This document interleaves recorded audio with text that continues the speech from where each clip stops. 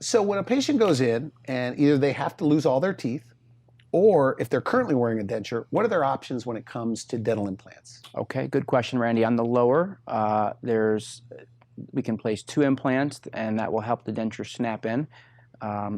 No more adhesive there.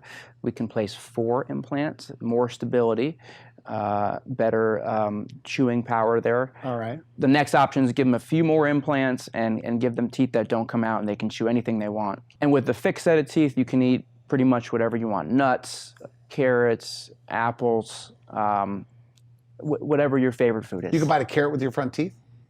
With the fixed set, you could. Now, what about the upper, though? I mean, the upper has good suction. It does, but the roof of the mouth is covered. It affects taste, temperature of the food, everything. So we have 2 options there. One would be to put 4 implants, kind of like on the bottom with a snap-in, and we can take the palate off of that, and that does help with taste.